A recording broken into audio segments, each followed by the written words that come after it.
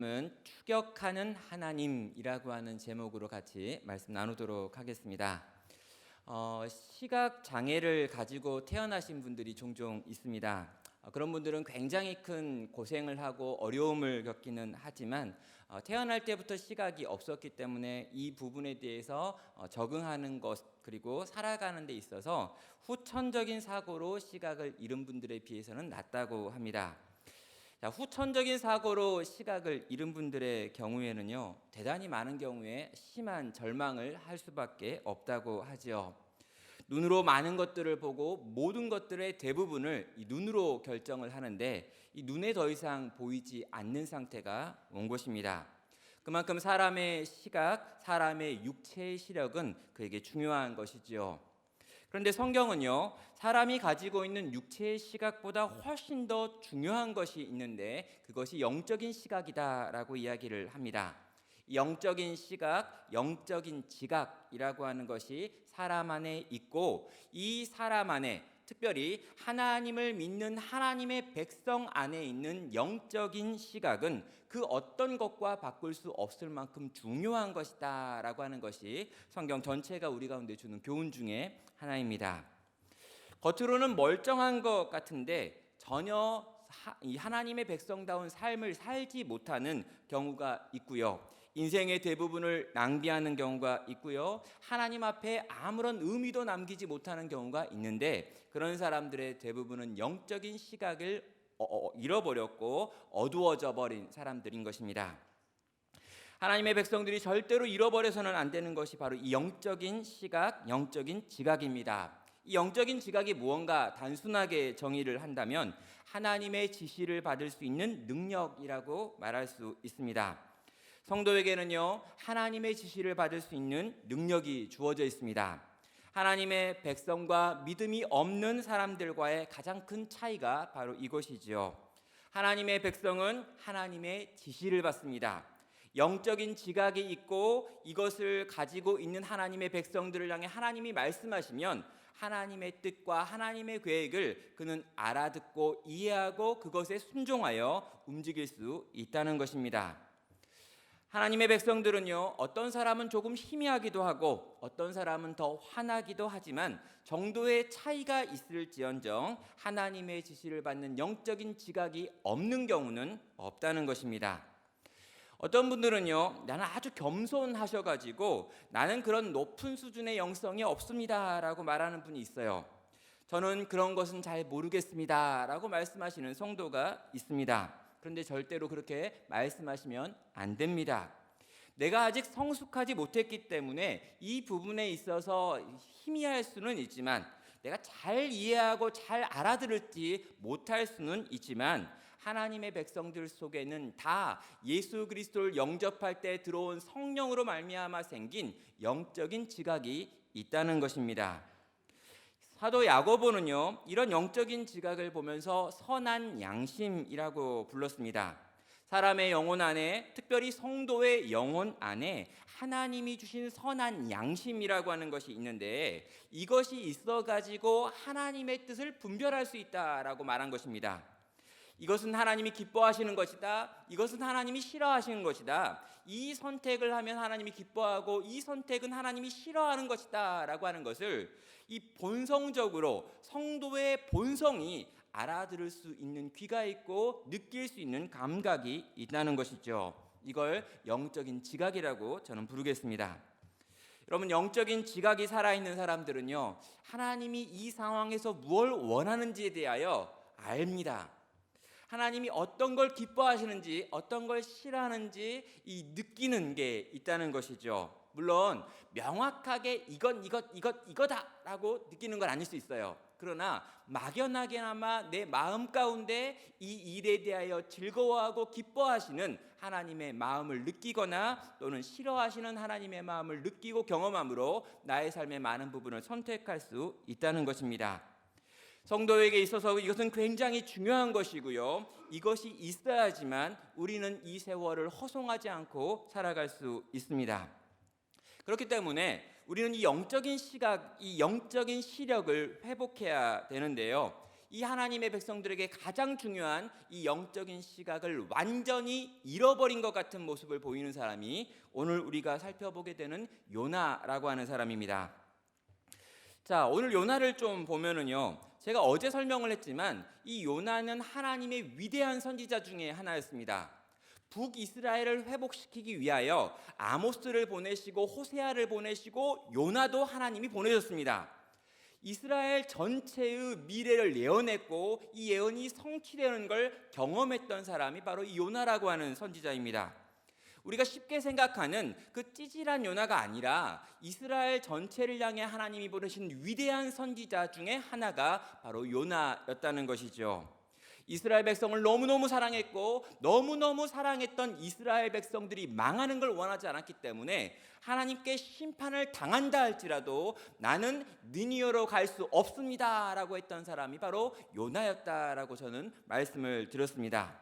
그런데 이 요나가요, 오늘 본문에 있는 1절부터 10절까지의 내용을 보면은 철저하게 망가지고 있는 모습을 보게 됩니다. 왜 그런 것인지, 왜 이런 일들이 벌어졌는지 우리는 이해해야 되겠죠. 자, 3절을 보면은요, 그러나 요나가 하나님의 얼굴을 피하려고 라고 하면서 이야기가 시작되고 있습니다. 여호와 하나님의 얼굴을 피해서 도망치기로 결정하는 바로 그 순간부터 요나의 영적인 지각은 철저하게 어두워지고 있습니다. 그리고 그의 삶은 철저하게 아래로 추락하고 있죠. 하나님의 뜻이 있고 그 뜻에 불순종하기를 결단하는 그 순간, 여호와 하나님을 피하여 도망치기로 결단해버리는 그 순간, 요나의 영적인 지각은 어두워져 버린 것입니다. 자, 극도로 요나가 영적인 지각이 어두웠다라고 하는 것을 요나서 1장 전체가 보여주고 있는데, 이 요나가 하고 있는 선택들을 하나하나 보시면 됩니다. 이 요나서 1장에서 반복적으로 나오는 단어가 하나 있는데 그것은 내려갔다라고 하는 단어입니다. 요나는 욥바로 내려갔고 배에 내려갔으며 배 밑창으로 내려갔고 나중에는 바다 밑바닥으로 내려가고 있습니다. 여러분, 계속해서 내려갔다라고 지금 이야기하는 것이죠. 이 위대한 하나님의 선지자가 지금 아래로 추락하고 있는 것입니다. 욥바로 추락하고 배로 추락하고 배 밑바닥으로 추락하고 결국에는 바다 밑바닥으로 추락하고 있는 모습을 보여주죠. 사랑하는 성도 여러분, 영적인 지각을 잃고 계속해서 바닥을 향해 내려가고 있는 요나를 보셔야 합니다. 도무지 하나님의 선지자였다라고 여겨지지 않을 만한 행동들을 하나하나 하고 있는 요나를 보고 있는 것이죠. 요나는 하나님의 얼굴을 피해 다시스로 가는 배를 탑니다. 여러분, 이게 말이 됩니까? 여러분, 이게 말이 되지 않는 행동이죠. 여러분, 하나님께서 요나가 다시스로 가면 못 찾으실까요? 예. 여러분, 우리가 하나님을 피하여 어디로 간다 한들 하나님은 그곳으로 찾아오실 뿐만 아니라 이미 그곳에 계시고 있다라고 하는 걸 알고 있습니다. 하나님은 무소부재하신 하나님이기 때문이죠. 어디에나 하나님이 있습니다. 하나님을 피하여 어디로도 도망갈 수 없다는 것이죠. 그런데 요나 선지자가 그걸 과연 몰랐을까요? 그렇지 않습니다. 분명히 유대인들의 고백을 보면은요, 여호와 하나님이 천지를 창조하셨습니다. 이걸 가르치는 사람이 요나예요. 그런데 요나가 이 성전이 있었던, 그리고 하나님을 믿는 가나안 땅에서 벗어나 가지고 다시스라고 하는 스페인 지역으로 가면 하나님이 거기에 있는 나를 못 찾을 거다라고 생각하고 떠나는 게 말이 됩니까? 말이 되지 않습니다. 그런데 요나는요, 하나님의 낯을 피하여 욥바로 갔다, 다시스로 갔다라고 지금 이야기하고 있는 거죠. 전혀 선지자스럽지 않은 선택을 하고 있는 것입니다. 왜 요나는 이런 선택을 하는 걸까요? 요나의 영적인 지각이 어두워져서 지금 자기의 눈앞에 있는 것들을 명확하게 판단하고 평가하지 못하고 자기가 가지고 있는 신앙과 신학을 가지고 이 상황을 바라보지 못하는 것입니다. 도무지 하나님의 말씀이 들리지 않는 것이고 하나님의 뜻이 보이지 않는 것입니다. 하나님의 뜻이 분명히 나를 향하여 저기로 가라고 했는데도 불구하고 거기에 가기 싫은 불순종이라고 하는 것이 그 마음을 지배하니까 더 이상 하나님의 뜻이 들리지도 보이지 않는 영적인 이 어둠 가운데 들어가 버린 것입니다. 심지어 1장 6절을 보면은요, 선장이 그에게 가서 말하고 있습니다. 여러분, 이 선장은요, 하나님을 믿지 않는 이방인 선장이죠. 그런데 이 선장이 이 하나님의 선지자 이 요나를 바라보면서 이렇게 말합니다. 자는 자여 어찌미냐, 일어나서 내 하나님께 구하라. 혹시 하나님이 우리를 생각하사 망하지 아니하게 하시리라 하니라 라고 말합니다. 여러분, 선장이 지금 하는 말이 뭡니까? 자는 자야 어찌미냐. 여러분 가운데 조는 자가 있어서 여러분을 깨우는 게 아닙니다. 지금 요나에게 하는 말이에요. 지금 폭풍이 나가지고 폭풍 가운데 배가 무너지게 되고 부서지게 되었고, 모든 자들이 지금 소리내어가지고 자기가 믿는 신에게 기도하고 모든 힘을 다하여 이 폭풍을 이기기 위하여 애쓰는데, 너는 배 밑창에 드러누워가지고 자는 게 어떤 일이냐, 어떻게 이 시간에 이때에 잘 수 있느냐라고 지금 안 믿는 사람이 믿는 자에게 이야기하고 있습니다. 심지어 일어나가지고 뭘 하라고 합니까? 네가 믿는 하나님께 제발 좀 기도 좀 해라 라고 이야기하는 거죠. 안 믿는 사람이 믿는 사람에게 제발 좀 깨어나서 기도 좀 해라, 지금 이때는 기도할 때인데 어떻게 기도를 안 하느냐 라고 말하고 있는 거예요. 여러분, 지금 이 이야기가 도대체 무슨 이야기를 하고 있는 것입니까? 지금 선지자의 수준이 이만큼이나 비참하게 땅바닥으로 처박혀 있더라는 것입니다. 여러분, 그래서 많은 사람들이요, 이 부분을 연구하면서 요나가 가지고 있는 이 이상한 모습들이 요나가 가지고 있는 그 당시의 신앙의 지식이 부족했기 때문이다 라고 설명하는 분이 있습니다. 여러분, 이 하나님 나라를 이 가나안 땅 정도까지밖에 보지 않았기 때문에, 하나님은 가나안의 신이기 때문에 가나안을 벗어나면 하나님이 요나를 못 찾을 거라고 요나가 생각해서 떠났다라고 학자들은 설명을 하는 거예요. 그러나 여러분, 그렇게 설명하면요, 구약을 너무 무시하는 거고 구약의 선지자들을 너무나 무시하는 가정입니다. 하나님은 지역신이 아니고 우주를 창조한 신이다라고 하는 지식이 유대인들 가운데 있었고 그들이 가지고 있는 상식이었습니다. 또 어떤 이들은요, 요나가 다시스로 가고 있는 것은 진짜 숨겠다는 의도가 아니라 하나님을 향해 시위하는 방법이다라고 설명하는 부분도 있습니다. 이런 부모에 대한 반항심 때문에 그 반항하는 마음을 표현하고 싶어가지고 문을 쾅 닫는 것처럼, 요나도 하나님에 대하여 이 싫은 마음, 하나님의 명령을 듣기 싫은 마음을 표현하기 위하여 일부러 억지로 하나님이 보고 있는데도 불구하고 문을 쾅 닫고 다시스로 가고 있는 데모, 이 시위를 하고 있는 것이다 라고 설명하는 분도 있습니다. 그러나 여러분, 하나님께 시위를 하려면요, 성전에서 해야죠. 하나님께 시위를 하려면 하나님이 보고 있는 가나안 땅에서 해야 되죠. 그럼 굳이 하나님이 잘 볼 것 같지 않은 다시스로 갈 이유가 없다는 것입니다. 그렇다면 뭡니까? 여러분, 이 요나가 지금 합리적인 생각을 해가지고 다시스로 떠나는 것이 아니라 철저하게 영적으로 어두워져 가지고 바보 같은 선택, 멍청한 선택, 지금 말도 안 되는 이상한 일들을 하고 있다라고 이해하는 것이 맞다는 것입니다. 사랑하는 성도 여러분, 우리가 기억해야 될 것이 바로 이것입니다. 영적으로 어두워지면 한순간에 바보가 됩니다. 그가 선택하는 것 하나하나가 정말 이상한 선택이 됩니다. 그런데 그 이상한 선택을 자기만 모릅니다. 신기합니다. 그 기간에, 그 영적으로 어두워졌던 기간에 내가 뭘 선택을 했는데 이 선택이 틀리다고 많은 사람들이 이야기해도 전혀 들리지 않습니다. 내가 선택한 게 맞다는 거예요. 아주 놀라울 정도로 고집을 부립니다. 그리고 이 고집을 가지고 끝까지 이 고집대로 밀어붙이면 어떤 일이 벌어집니까? 나도 망하고 내 옆에 있는 모든 사람들도 망하게 되더라는 것이죠. 한때 그는 위대한 영적인 지도자였습니다.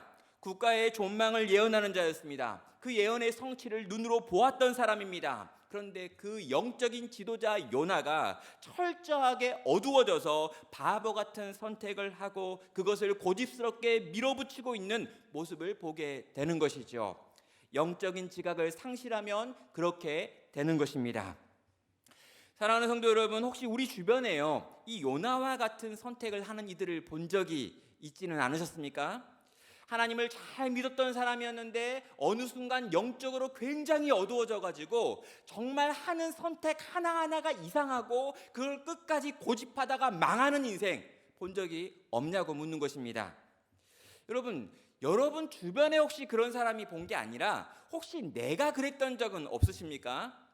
내가 참 괜찮은 사람이었는데 어느 순간 내 눈이 굉장히 어두워져 가지고 정말 이상한 선택을 하고 이 이상한 선택을 고집스럽게 붙들고 있다가 너무나 많은 손해를 본 적이 있지는 않으셨느냐라고 묻는 것입니다. 그럼 영적인 눈이 어두워지면 바로 우리가 이 요나와 같은 모습이 되는 것이죠. 여러분, 이 요나가 보이는 모습은요, 희귀한 모습이 아닙니다. 여러분, 우리 삶에서 한두 번 만날 수 있는 그런 장면이 아니라는 거죠. 우리가 눈이 어두워지면, 잠깐만 생각을 다르게 하면 우리 역시 이 요나와 같은 미련함과 고집스러움에 빠질 수 있다는 것입니다. 영적인 눈이 어두워지고 나면 우리의 신앙의 모든 이력들이 다 소용이 없어집니다. 이제까지 어떤 순종을 했고 어떤 일을 했고 어떤 훈련을 받았고 어떤 봉사를 했고 어떤 역사를 일으켰는지가 전혀 중요하지 않게 되는 거죠. 그럼 심지어 목사에도 마찬가지입니다. 심지어 아주 훌륭하고 유명하다고 하는 목사들도 비슷한 일들을 하는 것들을 보게 되는 것이죠. 아주 존경스러웠던 분들인데 이 노년의 노욕에 빠지는 모습들을 보게 됩니다. 세상 속에서 세상에게 복음을 전하지 못하게 되는 가장 큰 이유 중에 하나가 이상하게 변해버린 목사들이다라고 하는 말이 나올 만큼 우리들은 비참한 시간들과 비참한 분들을 볼 때가 있는 것이죠. 그럼 영적인 어두움에 그 영적인 눈이 가려지면 그가 이전에 누구였다고 해도 실제로 그는 하나님의 영광을 가리는 인생이 되어버리는 것입니다. 영적인 지각이 어두워지고 나면 그 사람에게 남은 것은 딱 하나, 고집밖에 없습니다. 다른 사람이 뭐라고 말해도 소용이 없습니다. 목회자가 말하고 장로가 말하고 다른 믿음의 선배들이 둘러싸고 아무리 가르치려고 해도 변화시키려고 해도 다른 결정을 해야 된다라고 말해도 듣지 않는 것이죠. 아무것도 안 들리고 아무것도 안 보입니다. 자기가 하고 싶은 대로 결국에는 끝까지 가고야만 합니다. 누구의 소리도 안 들리고 누구의 말도 귀 기울일 수 없는 상태가 되는 것이죠. 그럼 노아가 언제 이렇게 되고 있습니까? 언제부터 노아의 영적인 눈이 이렇게 어두워진 걸까요? 언제부터 노아는 이 구제불능의 고집불통이 되어버렸습니까? 하나님의 말씀에 불순종하기로 마음에 작정할 때부터였습니다. 성도 여러분, 여러분 안에 있는 선한 양심이 여러분을 향해 무언가 말할 때, 여러분에게 무언가 사인을 줄 때 그 사인을 듣고 본 다음에 그것 앞에 순종으로 나아가시기를 주님의 이름으로 축원합니다. 하나님의 말씀을 들을 때 그 말씀이 지금 나를 향해 하는 말씀이고 내가 하고 있는 어떠한 생각과 뜻과 계획을 향해서 하나님께서 돌이키라고 말씀하실 때 여러분, 그 하나님의 말씀과 그 하나님의 뜻과 하나님이 내게 주시는 마음의 어떤 생각 앞에 여러분은 순종으로 반응하셔야 합니다. 그런데 여러분, 당장에 순종할 수 없는 어떤 명령도 있겠지요. 그때 여러분 어떻게 합니까? 여러분, 당장에 순종할 수 없는 그 명령을 붙들고 하나님 앞에 나아가서 그 명령의 의미가 무엇이고 그 뜻이 어떤 것이며 그것을 내가 시행하고 실천하기 위해 필요한 하나님의 도움이 필요하다고 구하고 엎드리라는 것이죠. 여러분, 당장에 순종할 수 없는 그 하나님의 명령들이 있습니다. 그럼 당장에 순종할 수 없는 그 명령 앞에서 나는 못하겠습니다 라고 말하기 전에 그 말씀을 붙들고 하나님께 엎드리라는 것입니다. 이 말씀을 순종할 능력을 주십시오. 이 말씀에 순종할 마음을 주십시오. 이 말씀에 순종할 상황도 열어주십시오. 제발 하나님, 이것이 정말 하나님의 뜻이라면 이 말씀에 순종할 수 있는 내가 될 수 있도록 나를 변화시키는 하나님의 능력도 보여주십시오 라고 하나님께 엎드려야 한다는 것입니다. 그럼 요나에게 순종할 수 없는 명령이 떨어졌습니다. 여러분, 요나가 하나님의 선지자라면 이 명령을 받고 그 명령 앞에서 하나님과 씨름했어야 합니다. 욥바로 내려가고 다시스로 내려가기를 결단하기 전에 하나님의 멱살을 붙들고 하나님과 씨름하면서 도대체 이 명령의 의미는 뭡니까? 아수르를 살리라니요, 우리를 망하게 하시겠다니요, 도대체 이걸 내가 이해할 수가 없습니다. 어떻게 해야 합니까? 이해할 수 없는 이 명령에 나는 순종을 못하겠는데 하나님은 내게 명령하셨고, 주님 이것의 뜻이 무엇이고 이걸 어떻게 행할 수 있고 어떻게 끝까지 하나님은 이걸 원하고 계십니까? 하나님께 나아가 씨름해야 했고 하나님께 들어야 됐고, 결국에 하나님과 씨름하여 그 하나님께서 원하시는 것이 무엇인 줄 알게 되어 그 하나님의 뜻에 순종하여 나아가야 했다는 것입니다. 여러분, 이 싸움은 쉽지 않습니다. 여러분, 이 싸움은 너무나 어려운 싸움이기도 합니다. 대부분은 그래서 요나가 하는 선택을 하는 것이죠. 에라 모르겠다, 내 느낌대로 가자 했습니다. 여러분, 에라 모르겠다, 나는 모르겠고 일단 내가 하고 싶은 대로 해야겠다라는 게 요나의 선택이었죠. 그리고 그의 삶을 이제까지 인도했던 영적인 지각은 어두워져 버렸습니다. 그리고 이 영적인 지각이 어두워져서 그가 하는 모든 선택은 내려가고 내려가는 선택이었고, 결국에 바다 밑으로 내려가는 인생이 되는 것이지요. 사랑하는 성도 여러분, 우리의 영적인 지각이 회복되기를 주님의 이름으로 축원합니다. 우리의 영적인 지각이 회복되어 우리의 삶의 어려운 문제들을 바라보면서 그 문제 가운데 있는 하나님의 뜻을 발견하시기를 주님의 이름으로 축원합니다. 우리의 무식한 선택과 고집스러운 불순종이 줄어들게 되기를 원합니다. 순종이 우리의 영적인 지각을 지키는 것임을 알고 하나님의 뜻에 순종하기를 선택하는 복된 나눔교회 모든 성도 되시기를 주님의 이름으로 축원합니다. 자, 하나님 앞에 이 영적인 지각을 잃어버린 요나는 지금 바닥으로 추락하고 있습니다. 그런데요, 이 추락하고 있는 요나의 이야기로 요나서가 끝나버린다면 우리에게는 아무런 소망이 없죠. 우리 대부분은 요나와 같기 때문입니다. 그런데요, 이 거대한 이 추락의 이야기 가운데 지금 또 다른 소망이 발견되고 있습니다. 무엇입니까? 하나님께서 영적인 지각을 잃어버리고 바닥으로 추락하고 있는 요나를 내버려 두지 않기 때문입니다. 여러분, 이 부분이 놀라운 부분입니다. 이 땅에 있는 모든 교회, 모든 하나님의 백성들을 향해서 하나님은 지금도 이 일을 행하고 있다라고 가르치고 있기 때문이죠. 하나님의 백성에게 있는 놀라운 특권 가운데 하나가 뭐냐면, 하나님께서는 당신의 사랑하는 교회, 당신의 사랑하는 성도, 당신의 사랑하는 백성들을 절대로 잃어버리지 않는다는 것입니다.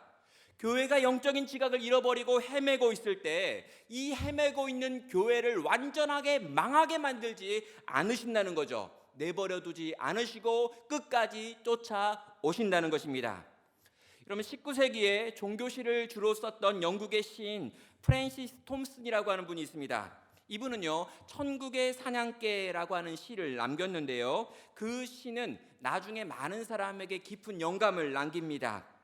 그럼 그 시에 등장하는 이 천국의 사냥개라고 하는 게 있는데요, 이 천국의 사냥개는 불경스럽게도 여호와 하나님 아버지를 지칭하는 표현입니다.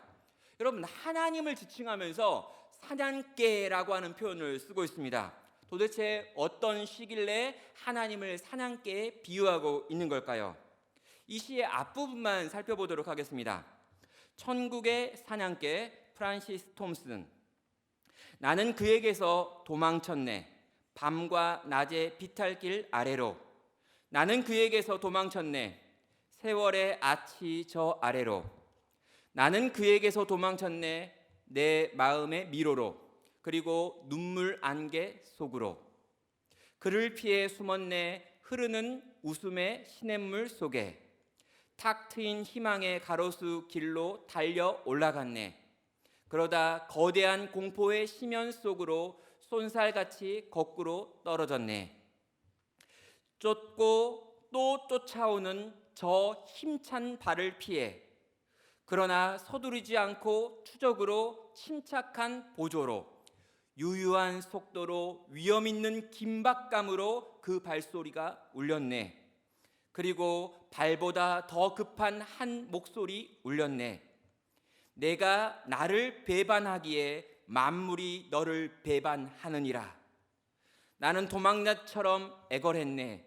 빨간 커튼 드려워진 사랑들이 격자무늬 창살마냥 짜인 수없이 가슴에 여다지 창에 가해서 쫓아오는 그의 사랑을 알았지만 그를 모시고 나면 그 외의 다른 것을 가질 수 없을까 몹시 두려웠네. 여러분, 지금 프란시스 톰슨은요, 한때 신학을 공부했으나 안수받지 못합니다. 또 의학을 공부했지만 의사시험에 합격하지 못했습니다. 낙심한 그는 런던의 노숙자가 되었습니다. 극심한 가난에 시달렸고 끝내는 마약 중독에 이르러 모든 생명이 끊어져 갈 위기까지 떨어졌습니다. 모든 희망이 끊어지고 그 어떤 것에도 소망을 품게 없게 되었던 그때 그 시인은 그 절망 속에서 여전히 자기를 향해 다가오시는 분을 발견했습니다. 하나님이 그를 쫓아오고 계셨던 것입니다. 나를 집요하게 따라오시는 분, 집요하게 내 인생을 추적하시는 분, 마치 사냥개가 그 사냥감을 물어오기까지 추격을 포기하지 않는 것처럼 그렇게 내 인생 전체를 처음부터 끝까지 추격하시는 분이 하나님이시구나라고 하는 것을 그는 그 노숙자로서 그 인생 밑바닥에서 발견하게 된 것이지요. 그래서 여호와 하나님을 바라보며 그는 천국의 사냥개라고 부르고 있는 것입니다. 사랑하는 성도 여러분, 이 이야기가 이 시인에게만 해당되는 이야기일까요? 여러분, 이 이야기는요, 요나에게도 해당되고 바로 여기에 있는 우리 모두에게도 해당되는 이야기입니다. 이 땅을 살아가고 있는 모든 하나님 나라 백성들은 끝까지 쫓아오시는 하나님의 사랑으로 말미암아 이렇게 설 수 있고 또 설 수 있고 또 끝까지 걸어갈 수 있기 때문입니다. 하나님은 도망치는 요나, 영적인 어두움 가운데 완전히 눈이 가려져 있는 이 고집불통 요나를 추격하고 계십니다. 여러분, 요나가 불순종할 때 처음에는 요나의 뜻대로 되고 있는 것 같습니다. 요나가 다시스로 가는 배를 타기 위하여 욥바라고 하는 항구에 내려갔을 때 여러분 3절 중간에 보면요, 욥바로 내려갔더니 마침 다시스로 가는 배를 만난지라 라고 나와 있습니다. 마침이라고 하는 단어가 있죠. 여러분, 다시스로 가는 배를 타려고 욥바로 내려갔는데 마침 거기에 다시스로 가는 그 배가 딱 있었다는 것입니다.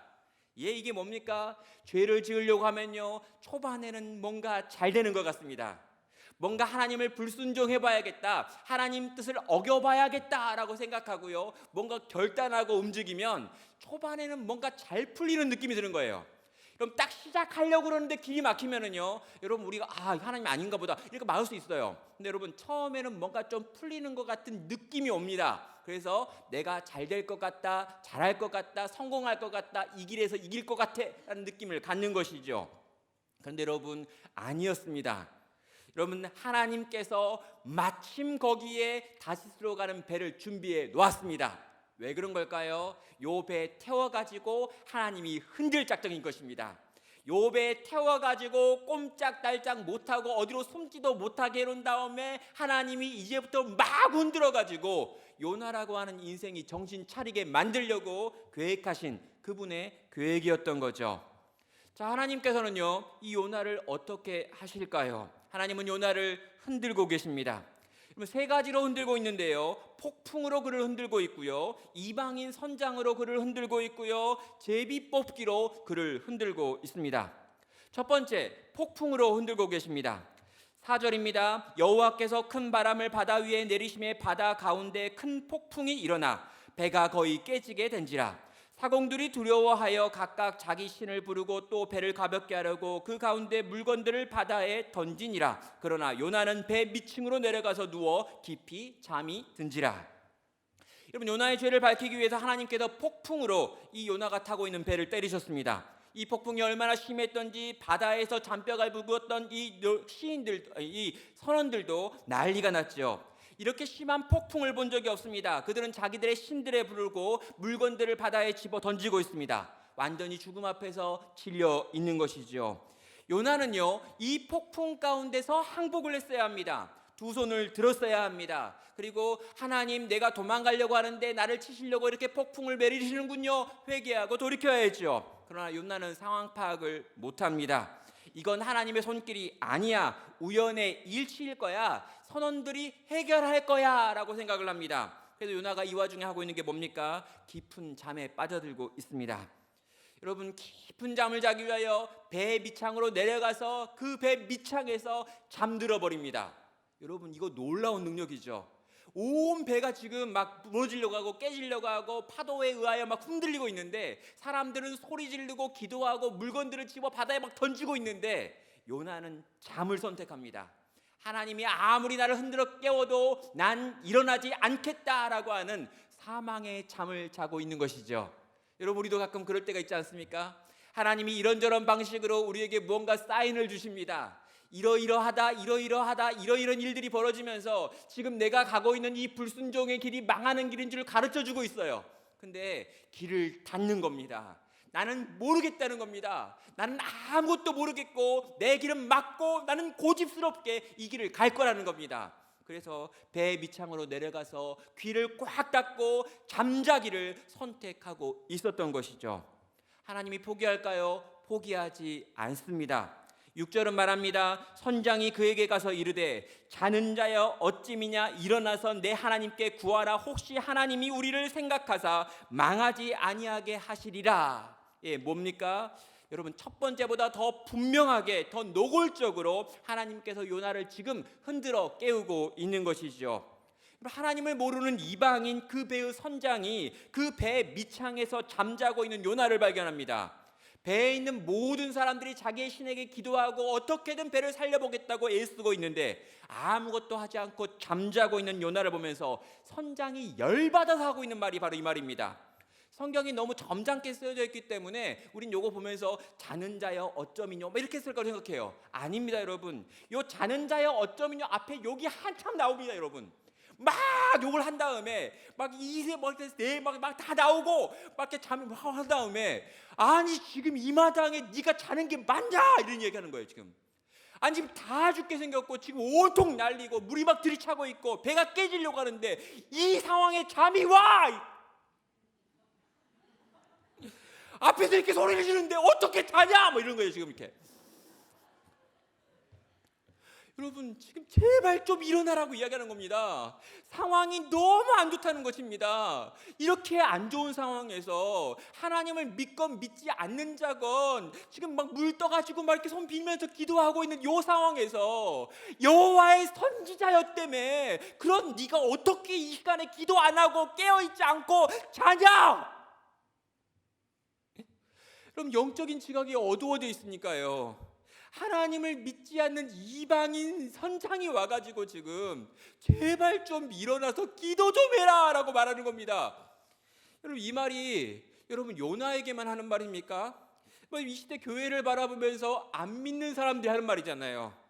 신앙 없는 사람들, 예수 안 믿는 사람들, 교회 안 다니는 사람들도 이 땅에 교회 다니는 우리들을 바라보면서 이 땅에 교회가 왜 이 모양이냐, 도대체 종교가 왜 그러냐, 기독교 믿는 사람들이 왜 그런데 왜 교회를 섬겼다고 하는 목사들이 그렇고 장로들이 그렇고 그런 사건 사고에 왜 계속 나오는 거냐, 너네들 좀 변화돼야 되지 않겠느냐, 너네 좀 기도 좀 해라, 너네 좀 말씀대로 순종 좀 해라. 세상이 어려운데 이 어려운 세상 속에서 예수 믿는다고 하는 사람들이 뭔가 좀 달라야 되지 않느냐.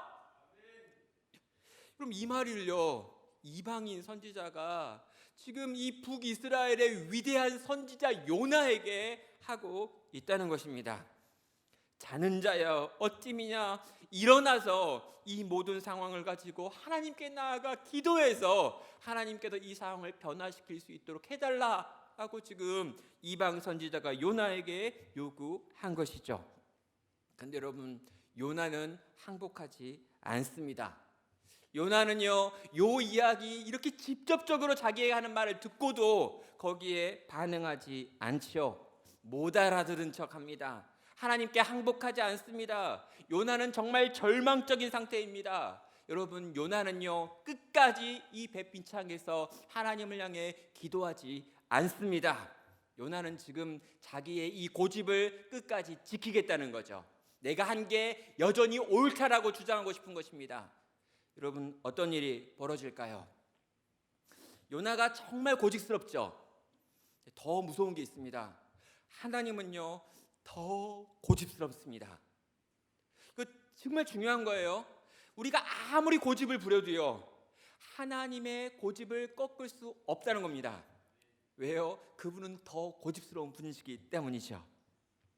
하나님은요, 요나를 또 한 번 더 흔들기를 결단하십니다. 무엇으로요? 제비 뽑기입니다. 7절은 말합니다. 그들이 서로 이르되 자 우리가 제비를 뽑아 이 재앙이 누구로부터 말미암아 우리에게 임하였는지 알아보자 하고 곧 제비를 뽑으니 제비가 요나를 뽑힌지라 라고 합니다. 여러분, 이런 표현 되게 멋있는 게 있는데 이런 거 되게 재밌는 건데 새벽에는 가르치기 어려워서 어렵습니다. 이렇게. 여러분, 곧 제비를 뽑으니 제비가 요나에게 뽑힌지라라고 돼 있어요. 주어가 뭐냐면요, 요나가 아니라 제비입니다. 이상하죠? 이상하게 성경이 쓰는 거예요. 여러분, 제비를 뽑았는데 요나가 제비를 뽑으니라가 아니라 제비가 요나에게 막 나온 거예요. 제비를 어떻게 뽑았을까요? 뭐 통 같은 데 만들어 놓고 사람들 이름 적어 놓고 그거 넣어 놓고 손 이렇게 뽑았거나 아니면 검은 돌을 넣어 놓고 하얀 돌 하나 넣어 놓고 하얀 돌 뽑은 사람이 법인 이렇게 했을 거예요. 근데 여러분, 요나가 손을 딱 넣는데 여기 제비가 요나한테 막 달려와 가지고 요나 손에 딱 붙어 가지고 막 밀어 갖고 올린 거예요, 이렇게. 농담입니다. 요나가 제비를 뽑았다가 아니라 제비가 요나에게 뽑힌지라라고 말하면서 이 제비가 주어가 되어가지고 지금 이 일을 행하고 있는 하나님을 보여주고 있는 것입니다. 여러분, 우리 하나님은 지독하신 분이십니다. 우리 하나님은요, 절대 물러서는 법이 없습니다. 이번에 이놈 잡아야겠다라고 결정하시면 그분은 잡아내십니다. 너무 표현이 좀 그렇습니다. 끝까지 몰고 가고 끝까지 코너로 밀고 가서 결국에는 입에서 내가 맞습니다, 내가 죄인입니다, 내가 잘못했습니다 라고 손을 빌면서 사정하게 만드시는 분이 우리 하나님이라고 하시는 거죠. 사랑하는 성도 여러분, 그러니 여러분께 제발 부탁드립니다. 제발 거기까지 가지 마십시오. 사랑하는 성도 여러분, 제발 거기까지는 가면 안 됩니다. 하나님이 코너로 몰고 결국에 아무데도 도망갈 곳 없는 코너까지 밀려가지고 거기서 두 손 빌면서 살려달라고 말하기에는 여러분, 우리 너무 창피하니까요. 그 창피한 자리까지 가지 맙시다. 중간에 엎드려야 될 때 적당한 선에서 고집 부리다가 하나님께 엎드려서 은혜를 구하며 하나님의 회복을 경험하시기를 바랍니다. 가기 전까지, 거기까지 가기 전에 하나님께 나아오시길 바랍니다. 정말 이러다가 부끄러운 데까지 떨어지겠다라고 생각이 들 때 그때 납작 엎드려서 하나님 살려주십시오를 부르짖어야 한다는 것이죠. 제발 기억하십시오. 우리 하나님은 절대 당신의 사랑하는 백성을 포기하고 잃어버리는 경우가 없고 하나님의 고집을 꺾을 수 있는 능력이 어떤 인간에게도 없다는 것을 말입니다. 이제 말씀을 마무리하겠습니다. 우리 하나님은 지금 요나를 보고 웃고 있습니다. 왜요? 요나가 하나님을 이길 방법이 없기 때문입니다. 요나가 그 어떤 선택을 한들 하나님의 손바닥 안에 있습니다. 그가 만약 하나님의 백성이 아니라면 하나님은 쫓아가지 않을 것입니다. 그런데 그는 하나님의 백성이고 하나님은 그를 절대 포기하지 않습니다. 요나를 끝까지 쫓아가시는 하나님, 그래서 요나를 흔들었던 하나님, 결국엔 요나의 입에서 하나님을 향한 고백이 터져나오며 요나로 하여금 순종하게 만드시는 그 하나님께서 오늘 우리에게도 찾아오시는 하나님이신 줄 확신합니다. 성도 여러분, 그러니 이 하나님이 우리를 흔드실 때 우리가 혹시 불순종의 자리 가운데 앉아 있었다면 그 자리를 벗어나 하나님을 향한 순종의 자리로 나아오시기를 주님의 이름으로 축원합니다. 내 눈을 가리고 있던 이 영적인 어두움이 거쳐가도록 기도하시길 바랍니다. 영적인 어둠에 사로잡혀서 영적인 지각을 잃어버린 채 불순종의 삶을 살고 있었다면 오늘 주님께 회개함으로 나아가시기를 바랍니다. 우리 안에 있는 영적인 어두움, 이 영적인 지각이 회복되게 해달라고 주께 구하는 새벽이 되기를 바랍니다. 내 눈이 밝아져서 하나님의 뜻으로부터 멀어져 있는 내 모든 생각과 내 모든 삶의 방식들이 새로워질 수 있게 해달라 기도하는 새벽 되기를 주님의 이름으로 축원합니다. 끝까지 쫓아오실 천국의 사냥개이신 우리 주님 앞에 항복함으로 내 안에 있는 어둠이 걷어지고 하나님의 지독한 사랑의 손길을 느끼며 그분의 뜻에 순종하는 나와 우리 가정과 우리 교회가 되기를 시간 주님의 이름으로 축원합니다.